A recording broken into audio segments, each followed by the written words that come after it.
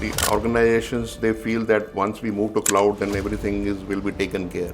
But in cloud, we need different set of skill sets available, okay, who can manage the cloud well. So there are cases where the CIOs have moved their loads into the hyperscaler, but then there is overnight there was a call that okay to switch it. And when I say sovereignty, it is not only that the data remains within the country.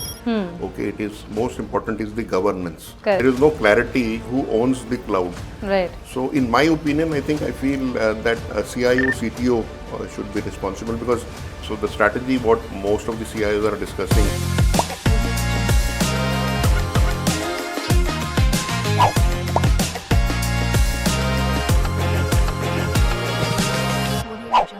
Every cloud migration starts with a business case. Lesser cost, faster agility, greater innovation. The numbers seem proper on paper, the board approves. And then between 12th and 24 month comes the actual invoice. Shots are fired, questions are asked. Welcome to Cloud Decoded by Ace Cloud, a podcast series where we talk to the leaders shaping the technology future of India. Today we are going to discuss what cloud cost on paper versus what it cost in practice. And most importantly, why most of the Indian companies are silently managing it. My guest for today has the biggest vantage point in the Indian enterprise technology. He's run global IT for some of the biggest names in the world, including Jubilant Group. Right now, he is the president of CIO Association of India, one of country's largest community for chief information officers. What that means is, whatever he's going to tell us today is not what he thinks, but also a pattern that he's seen repeatedly across sectors years after years. I am more than happy to welcome Mr. Umesh Mehta to Cloud Decoded by Ace Cloud. Thank you so much, sir. Thank you for being here. Thank you for your presence. Thank you, Akansha. Thank you for having me for this podcast. It's a pleasure to be here. We started the podcast around the cloud bill, what happens when things are decided on paper and the numbers look good. And you've seen everything from inside, you've been in those discussions. I want to start my first question and this discussion around what happens when these bills are discussed in the boardrooms, contracts are signed, and then after those 24 months when the actual bill arrives, what is it that gives the biggest shock to the CIOs? What is it that is never discussed when those contracts are being signed? See, whenever cloud is a very compelling case, okay, when it is on paper, okay, Right. as you rightly said that when the bills hit the CFO, that time the shocks come. I think some of the things which are not discussed or not taken properly in the business case. One is that provisioning of the compute, the storage about the cloud.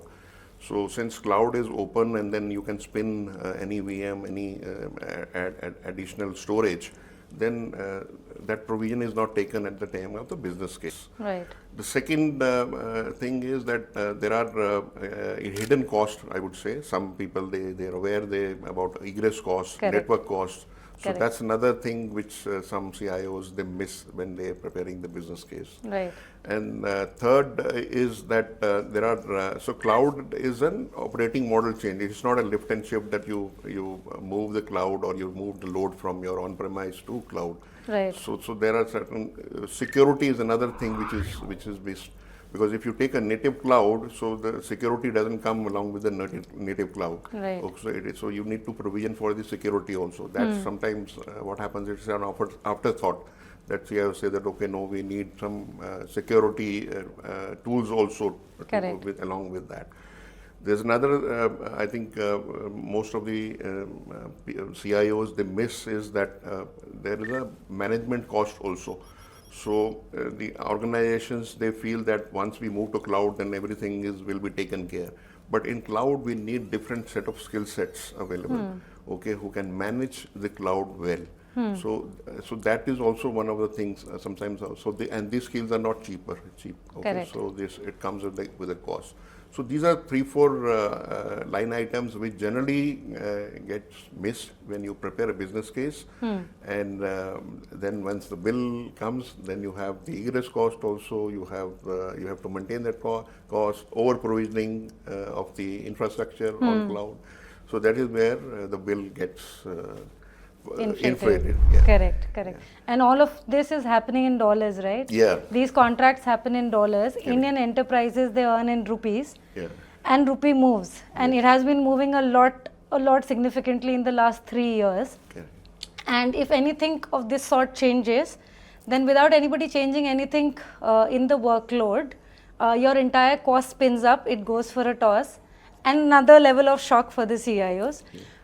Do you think the CIOs take into account this exposure of currency, and those who aren't, what is the cost they have to bear? So generally, what is seen is that generally CIO, they don't take care of the currency fluctuations within the business case. Right. And what we have seen is whoever has not taken this, so around 8 to 15% is the hit which comes. That's now huge. you see of late what has happened to the dollar, because we earn in rupees and spend in dollars as far as the hyperscalers is concerned. Correct. So there is a fluctuation comes, and as I said, that 8 to 15% is the hit which CIOs or CFOs have to take once they do that. So it's a blind spot, I would call it. Okay. So where people miss that, this blind spot, to see that blind spot, so it misses. Right. And you rightly called it a blind spot. And one of the challenges that people face these days is the restriction on GPUs. We've seen what happened in 2025. There was restriction on GPU access. There were restriction on AI chip. How does a CIO take into account this sort of dependency that we have on infrastructure? What are the sort of measures that they have to take into account?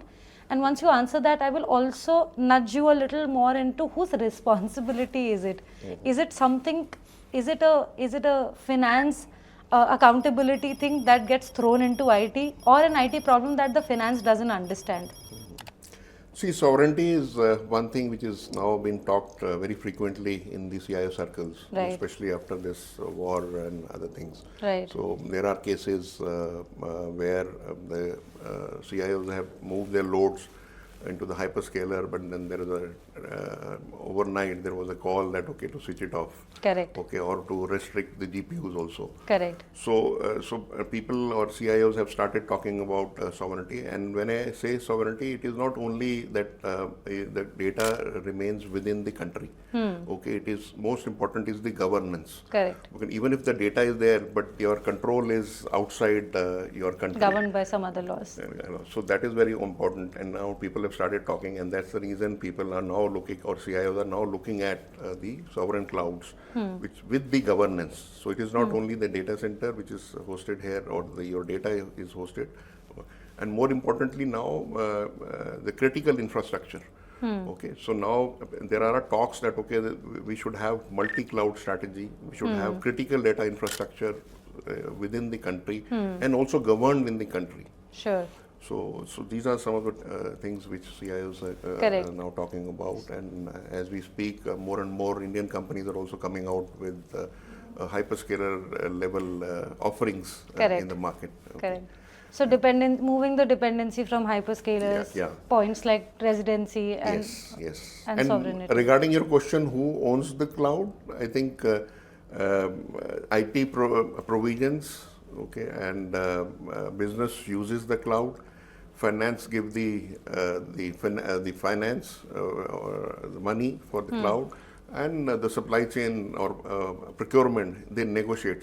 So there is no clarity who owns the cloud. Right. So in my opinion, I feel that a CIO, CTO should be responsible, because if you don't manage, or if you don't measure, you won't be able to manage the cloud also. Rightly said. So and that's where the bill goes for a toss. Correct.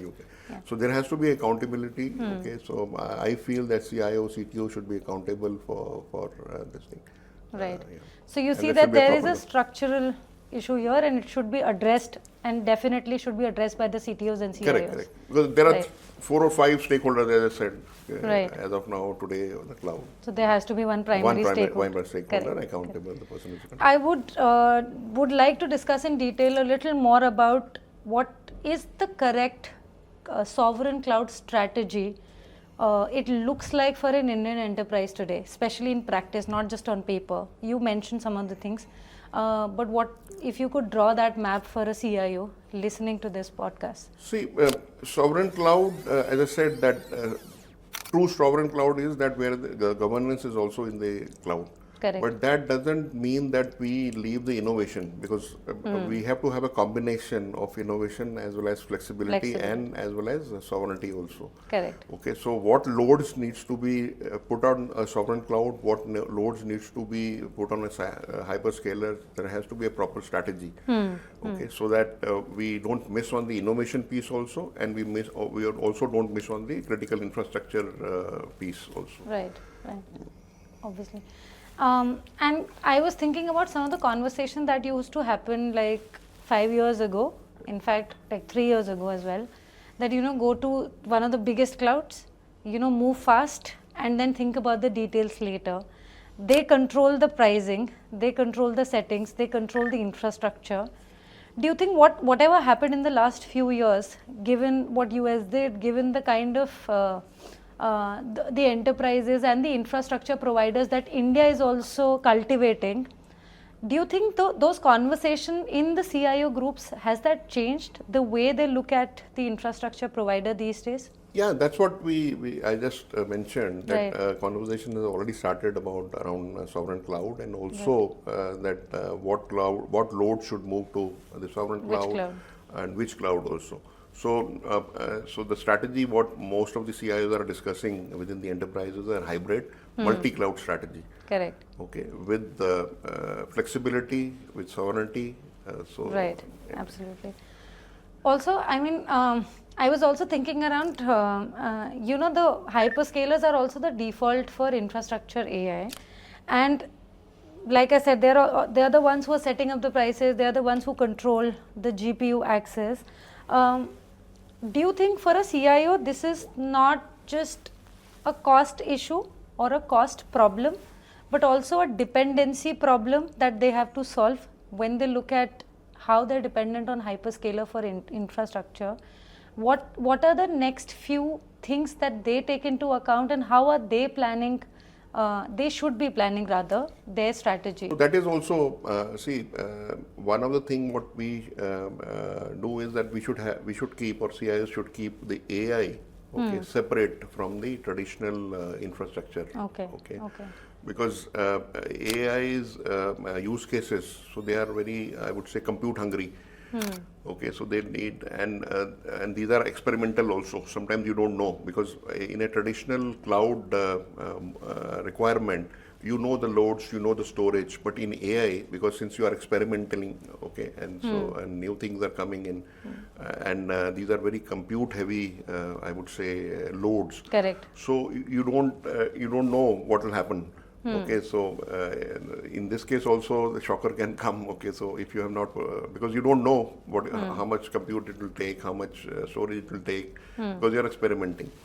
So these use cases, these requirements should be kept separate from the traditional infrastructure, and it should also be linked to each business case. Okay, because you are doing 10 business cases. Okay, in one business case you require more compute, or you're spending more than the value of the business case. So unless and until you unitize that, okay, against each business case, only then you will be able to see that, okay, whether this case this is a valid business case for going for this kind of a innovation. Because if your spends are more and the outcome is not matching the amount of money you're putting on that business case, then there is no point. Absolutely. Okay, so this has to be kept separately from traditional and unitized case by case. Understood. Sir, I would like to go back to where it all began for you, cloud and these contract negotiation, and this is how we started this conversation.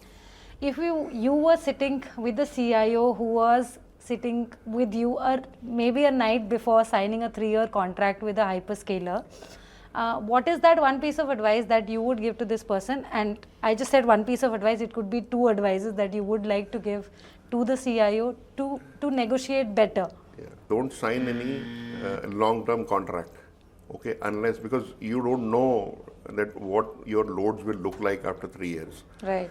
One, you don't know about the loads. Other, you don't know about the technology. Technology is also changing very fast. There are new pricing models which are coming. So unless and until you are very sure that, okay, next 18 months, nothing is going to change, only then you should sign a long-term contract. If you are not sure, then I think you should not sign a long-term contract. Right. Okay, right. So that's my advice. Yeah. Very well said. Is there anything that you feel we didn't discuss in this conversation you feel should be very important and privy to this conversation and would be of great use for CIOs especially who are listening to this podcast? No, I think we touched upon most of the, I would say, blind spots or most of the things which CIOs sometimes miss. Right. I think egress costs now, the clouds are the hyperscalers, so that is also becoming a very important factor now. Correct. Because the cloud providers are more and more increasing the cost, egress cost. So whether you move from one cloud to other, one application to other application, one region to other region, so they've started charging for that. Right. And that is becoming more and more prominent these days in terms of the cost of the cloud. Correct. And it's a more packaged lock-in, if I would say. Correct. Packaged in a very different way, but again, it's a lock-in. It's a lock-in also. Correct. So sovereignty, flexibility, hybrid cloud, residency, governed by the laws that you want to function in, and also take into account currency exposure like dollar versus rupees. Umesh sir, I think whatever we've covered in this conversation is going to be of great benefit for people who are listening to this conversation or watching us on YouTube. And for the CIOs who've listened to this conversation, I think you've added one more thing to your line item that you probably didn't discuss before. Maybe one more question to your vendor that you never discussed on that sales pitch. So probably go ahead and do that. And for people who are here to understand the difference between what a cloud bill is on paper and what happens when the actual invoice lands, I think you got an understanding of how much an organization has to pay if they sort of ignore and don't understand the difference between or the gap between the two. This was the point, and this was what this conversation was about. We will bring more such insightful conversations from leaders like Mr. Umesh. Till then, keep watching this space for more and interesting new content. This is Akanksha, I am your host, and you were watching Cloud Decoded by Ace Cloud.